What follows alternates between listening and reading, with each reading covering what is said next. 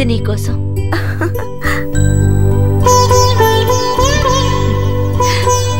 ఇది నీకు. బట్టలు సూపర్ గా ఉన్నాయక్క. ఎక్కడ తీసుకున్నావు? ఏంటక్క, ఏదైనా విశేషమా? ఎన్ని గిఫ్ట్లు తెచ్చావు? ఏంటి విశేషమైతేనే ఇవ్వాలా? నా కోసం మీ ముగ్గురు ఎంత శ్రమ పడుంటారో. అప్పుడు నేనున్న కష్టంలో ఏమి ఇవ్వలేకపోయాను. ఇప్పుడు నాకు ఆ సమస్య లేదు. అది సరే గాని పెళ్ళెప్పుడు చెప్పక్క. మీకు తెలియకుండా జరుగుతుందా? చెప్తానే. ఎవరెవరికి ఏం కావాలో చెప్పక్క, నేను చిటికలో రెడీ చేస్తాను. ఈ రోజు నేను చేస్తాను. జెన్నీ,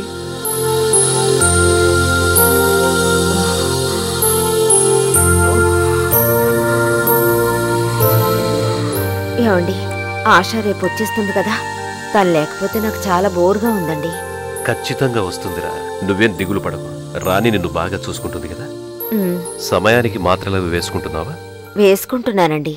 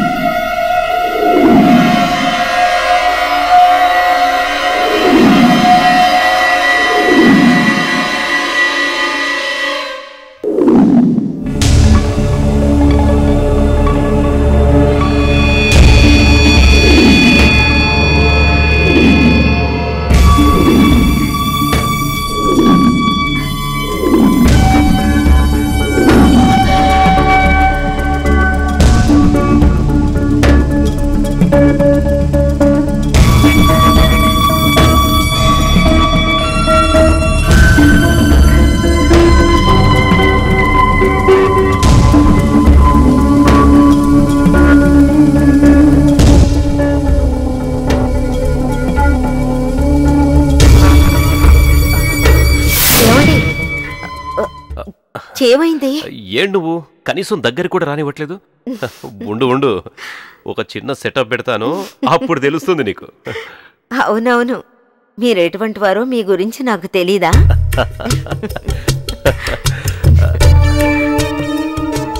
ఏంటి, ఎవరినైనా పెట్టుకుంటే ఏంటంట తప్పు?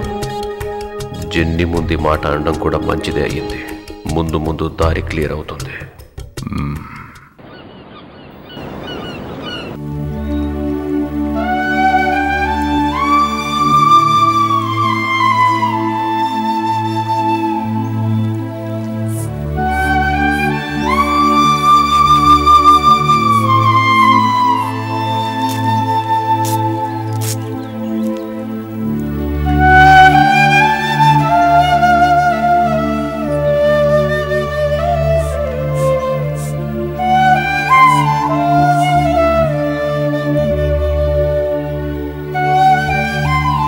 ఆశా, మీ అమ్మ నాన్నగారు మీ చెల్లెళ్ళంతా ఎలా ఉన్నారు?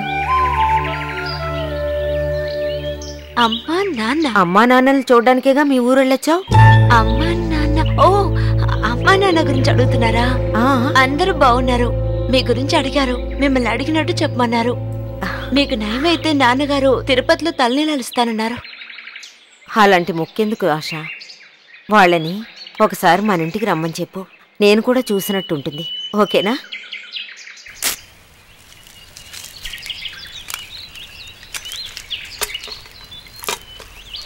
బీపీ నార్మల్గానే ఉంది. నేను మాత్రం నార్మల్గా లేను ఆశ.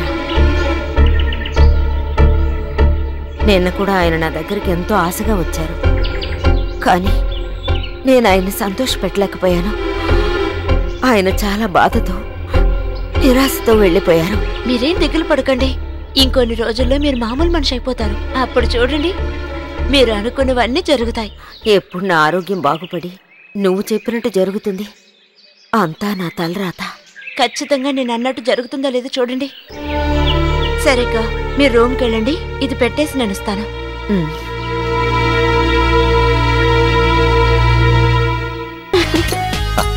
అయ్యో ప్లీజ్ అండి. వదలండి. అయ్యో